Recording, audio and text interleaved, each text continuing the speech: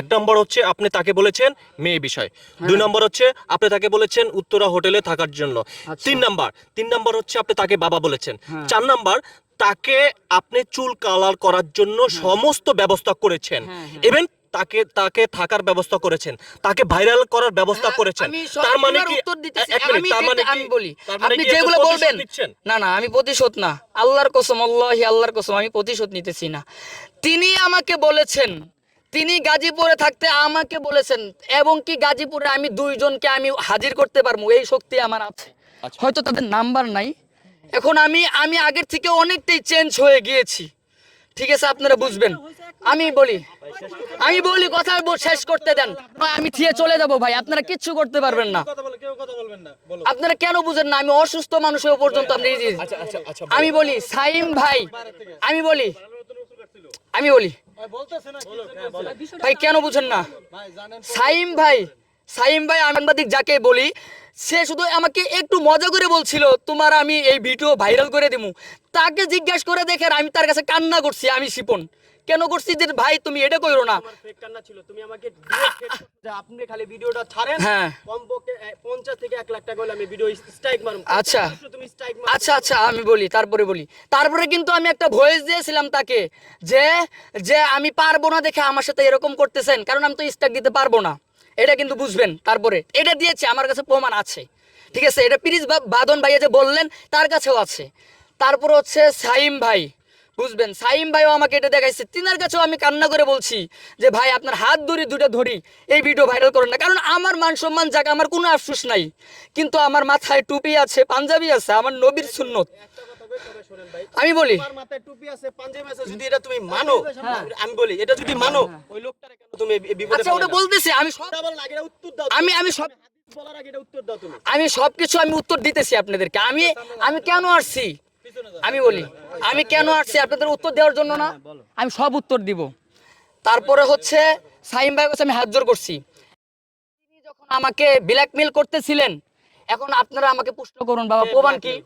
ওমর ফারুক কি করতে সেটা বলো। সে আমাকে হচ্ছে ওই অশ্লীল ভিডিও তার কাছে যেটা ছিল, আমাকে প্রতিনিয়ত বলতো এটা আমি ছাইড়ে দিব তুই যদি আমাকে ভাইরাল না করস, এবং ওটা আমি এর আগে বলেছি ভাই, বারে আমি বলেছি, কিন্তু ভাই একটা কথা বারে কেন বলতেছেন? বলেছে একটা নিজের তো একটা আছে।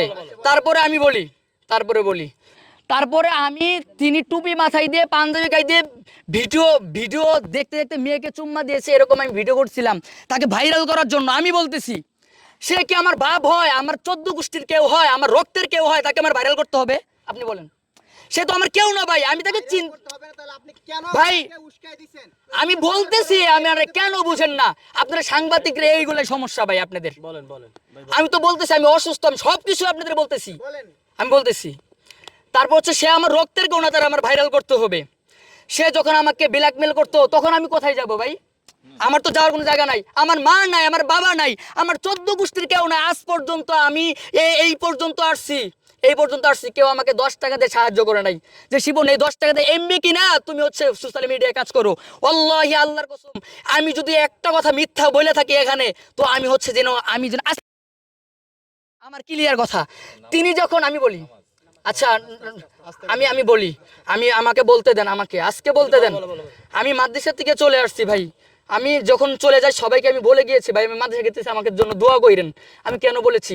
এবং এই যে আপনি আছেন ভাই, আমি যখন হচ্ছে মিরপুর 1-এ তাকে নিয়ে গিয়েছিলাম, আপনারা সবাই ধরছিলেন না ভাই একটা ইন্টারভিউ দাও, ভাই দিছিলাম। আমি ধরছি তোমাকে ইন্টারভিউ দেওয়ার কথা, মানে ওই যে ওই মানুষটা যে কে ধরছে? ওই যে আমি তো মানে আমি তোমাকে ধরছি না, দিব তো 6 দিন তুমি যাবত আমাকে বিরক্ত করতে আমার কাছে সব আছে। আচ্ছা আমি বলি, আমি আমাকে কি বলছো? আমি বলি তুমি যে কত বড় ফটকা, আমি বলি এই টাকা আমার কথা আগে শুনো, তুমি যে কত বড় ফটকা মিডিয়ার মানুষ, আমি যে প্রুফ করে দিব আমার কাছে আছে। আচ্ছা আমি বলি শেষ করতে দাও, আমার কথা আগে শেষ করি তারপর কথা।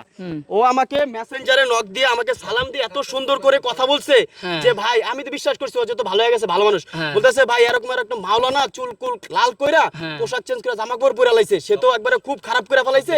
আর সে হলো মনে করেন কি যে এই দেশে গজব দিয়া দিছে ভাই, মানে একবার দেশে কিয়ামত শুরু হয়ে যাবে গা এমন অবস্থা। তাকে একটু প্রতিবাদ করেন, আপনি তো ভাই প্রতিবাদের ভিডিও বানান, এই ভয়েস সব আমার কাছে আছে। আচ্ছা আমি বললাম আমরা কি নাটক পাইছো?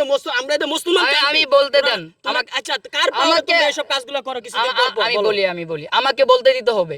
কি বলতে দিব তুমি বলো আমি বলি আচ্ছা। বাদন ভাইয়া বলো। সব জায়গায় হচ্ছে, আমি আপনাদের সবার উদ্দেশ্যে বলি, সব দিকে যে সব জায়গায় হচ্ছে মানে সবকিছু চলে না। আমি এমনিতেই হচ্ছে আমি আপনাদের মানে ইন্টারভিউর আগে বলছি যে ভাই আমি অসুস্থ, ঠিক আছে, আমাকে কথাগুলো বলতে দেন সাজায় গুছায়। বলো আমি সবাইকে মেসেজ ওই এক যে আপনাকে দিয়েছি না, ওটা আমি সবাইকে মেসেজ দিয়েছি, আমি মানে নিলাম। আমি তো প্রথমেই বলেছি যে মেসেজগুলো আপনাদের কাছে দিয়েছি এটা আমি আগেই মেনে নিয়েছি।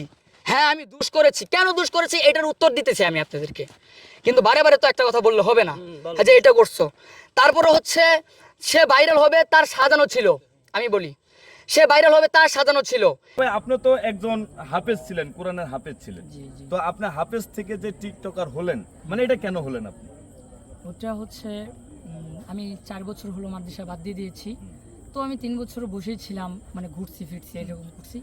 তো আমার হঠাৎ করে ভাইরাল হওয়ার জন্য ইচ্ছে হয়েছিল, আর আমি জানতামও না যে হাফেজ থেকে টিকটকার হয়ে গেলে যে আমি ভাইরাল হয়ে যাব, এটা আমার কল্পনা তো ছিল না। তো আমি মনের ইচ্ছে হয়েছিল যে আমি চুল কালার করব, তখন ইনকাম করতাম আমি। তো তারপরে হচ্ছে চুল কালার করেছি। তো আমার একটা ভাইয়া ছিল, তিনি হচ্ছেন সোহেল ভাইয়া। তো তিনি ইন্টারভিউ নেওয়ার পরে ওটা ভাইরাল হয়ে গেছে, তারপর থেকে আর কি মিডিয়া জগৎ, তার আগে আমি বুঝতাম না। তো আপনি এই যে মিডিয়া জগতে এই যে টিকটকার হয়ে ভাইরাল হলেন, এতে আপনি কি পেলেন ওইখানে?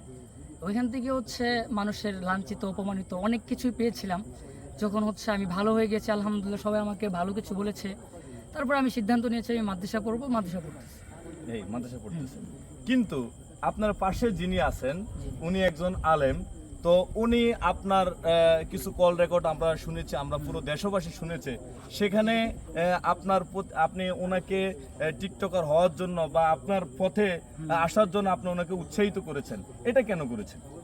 এক হাতে কখনো তালি বাজে না, হ্যাঁ।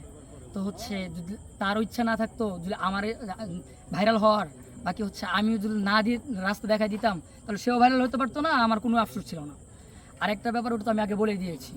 তো এটার জন্য আমি সরি, হচ্ছে সবাই আমাকে ক্ষমার দৃষ্টিতে দেখবেন। এটা আমার উচিত হয় নাই, কিন্তু আমি পরিস্থিতির শিকার হয়ে এটা করেছি। যাই হোক, এটার জন্য সবার কাছে আমি প্রথম হচ্ছে আল্লাহ তাআলার কাছে ক্ষমা চাই। যেহেতু আমি মাদ্রাসা পড়তেছি, আমি মাদ্রাসা থেকে আসলাম, কালকে আসছি, এটার জন্য আল্লাহ তাআলার কাছে ক্ষমা চাই। প্রথম তারও সবার কাছে ক্ষমা চাই। আপনি ক্ষমা চাইবেন, সবকিছু ঠিক আছে, কিন্তু আপনি যখন টিকটকার ছিলেন, তারপরে যখন ফেরত আসলেন, মানে এর ভিতরে আপনার সাথে একটা বিশেষ ব্যক্তির সম্পর্ক হয়, তার নাম হলো, যখন টিকটক করতাম তো তখন সম্পর্ক ছিল তার। আমি যখন ভালো হয়ে গিয়েছি কয়েকজনকে বলেছিলাম যে আমি তার সাথে কথা বলি, মানে মনের বলেছিলাম যে এত বড় একটা সেলিব্রিটির সাথে কথা বলি। তো তিনি আমাকে বলতেছেন কি তুমি তাকে চিনো? বলছি যে না। কয় যে তিনি হচ্ছেন আমাদের নবীজিকে এইভাবে গালি দেয়, এটা করে, তার সাথে কথা বলা তোমার ঠিক হবে না। তো আমি তখন মনে করি যে হ্যাঁ তাহলে তো ঠিকই, কারণ আমাদের নবীজিকে গালি দিয়েছেন সে। তো তখন আমি যখন টিকটক করতাম তখন আমি তার সাথে কথা বলেছি, যখন ভালো হয়ে গেছি তার সাথে আমি কথা বলা প্রয়োজন মনে করি নাই, আর সেও আমাকে নক দেয় না, আমিও তাকে নক দিই। মানে আপনি যখন টিকটকার ছিলেন তখন আপনি বাংলাদেশের সকল সেলিব্রিটিকে নক দিয়েছেন, এমন কোনো ইউটিউবার নাই, এমন কোনো কন্টেন্ট ক্রিয়েটর নাই, এমন কোনো সেলিব্রিটি নাই যে আপনি নক দিয়েছেন, সবাইকে আপনি নক দিয়েছেন। তো আপনি যদি নক দিলেন, আপনি আবার ফেরত আসলেন, এই যে রিসেন্টলি আপনি যাকে উৎসাহিত করছেন, আপনার যে ফোন আলাপে যেটা উঠলো, তো সেই বিষয়টা আপনি আসলে এটা কিভাবে দেখবেন? আচ্ছা, ফোন আলাপ যেটা, সেটা হচ্ছে যে আমি আপনাকে বলবো যে ভাইরাল কিন্তু সে করেছে, আমি করছি না। ফোন আলাপ যেটা কি, ফোন আলাপ কিন্তু সে ভাইরাল করেছে, আমি করিনি। 2 নম্বর প্রশ্ন হলো যে ওইখানে মানে কি সম্পূর্ণ কথা সে দিয়েছে নাকি ওইখান থেকে ডিলিট করেছে, কি ডিলিট করেছে এটা কিন্তু আপনারা জানেন না, সে জানে। এটা হলো আরেকটা। আর আমি কিন্তু গত ভিডিওতে দিয়েছি, সে হচ্ছে আমাকে একটা অশ্লীল ভিডিও এটা নিয়ে আমাকে ব্ল্যাকমেল করতে চেয়েছে, এই জন্য হচ্ছে আমি পরিস্থিতির শিকার হয়ে তাকে আমি ভাইরাল করেছি। মানে আপনাকে কি ব্ল্যাকমেলিং করতেছিল সে? আচ্ছা, আমি 7 মাস থেকে সে আমাকে ব্ল্যাকমেল করতেছিলেন যে আমার মানে আমি তো এর আগেও বললাম আপনাদেরকেই যে যে আপনার একটা মেয়ের সাথে আমার কথা হয়েছিল, ওটার যে একটা খারাপ মানে আপনার একটা মেয়ের সাথে আপনার অবৈধ সম্পর্ক ছিল, ওই সময় আপনি কিছু সেলফি তুলছেন, সে আপনার ওই সেলফি বা ওই ভিডিও ফুটেজ তার হাতে কিভাবে গেল? আমি তাকে বিশ্বাস করে দিয়েছিলাম, আর তার সাথে আমি থাকতামও, একসাথে ঘুরতাম, একসাথে ফিরতাম, সবকিছুই ঠিক আছে।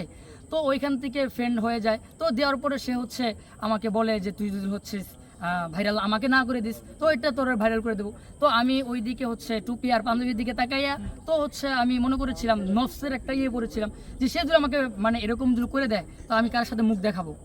ঠিক আছে, তো এই হিসেবে আমি তাকে ভাইরাল করেছি, এই জন্য মানে আপনি তাকে এমন ভাবে ভাইরাল করছেন যে একজন আলেম হিসেবে এমন রাস্তা দেখাই দিয়েছেন যাতে সে সমাজে প্রতিষ্ঠিত না হয়।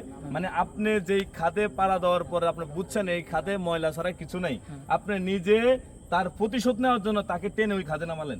আচ্ছা, আর একটা কথা হচ্ছে যে আমি এটা বলি, তিনি কিন্তু আলেম বললেন আপনি, তিনি আলেম, তাহলে আমি একটা সাধারণ মানুষ, তার থেকে একদম অনেক ছোট, তার থেকে বুঝিও কম। তিনি যদি হচ্ছে আলেম হয়ে থাকে তাহলে তার থেকে আমি কিন্তু কম বুঝি। তো আমার কথায় তিনি হচ্ছে এত কিছু করে ফেলবে, আমি না জানি কি হয়ে গেছি। মানে আপনি তাহলে সবকিছু মিলে আমরা বুঝতে পারছি, দর্শক আপনারাও বুঝতে পারছেন যে উনি যে চুল লাল করছে একজন আলেম হয়ে, তার সকল কিছুর পিছনে এই যে আমার পাশে যে আছে সে কিন্তু ছিল নাকি? হ্যাঁ, আমি তাকে সাহায্য করেছি, করি না এমন না, আমি মিথ্যা কথা কেন বলবো, তাকে সাহায্য করেছি, যথেষ্ট পরিমাণ সাহায্য আমি তাকে করেছি। তো এটার জন্য এই যে দেশবাসী আপনার দিকে তাকায় আছে, এই দেশবাসীকে আপনি কি দেশবাসীকে না, আমি হচ্ছে প্রথম আল্লাহ তাআলার কাছে ক্ষমা চাবো, তারপরে হচ্ছে দেশবাসীর কাছে ক্ষমা চাবো। আরো অনেক বিতর্কিত কথা আছে যেগুলো না বলি, আল্লাহর রাস্তায় হচ্ছে সবাই আমাকে ক্ষমা করে দিবেন, আর সবাই দোয়া করবেন যেন হচ্ছে না আল্লাহ তাআলা আমাকে বড় একজন আলেম। যাক আলহামদুলিল্লাহ। তো এখন কি আপনার সাথে নাস্তিক যারা আছেন, ওই যে নাম কি আপনি বলেন। আমি তো ওর নামটা আমার মুখে আসলে আসে না। আমি নাস্তিক যাদের সাথে কথা বলতাম আমি তাদের সাথে করি না, অনেক আগে। জানা নাই ওটার নামটা কি না, নামটা আপনি বলেন না আপনার নামটা। না, প্রথম মনে হয়তো আপনি বলেছিলেন। আমার তো নাম ওর নাম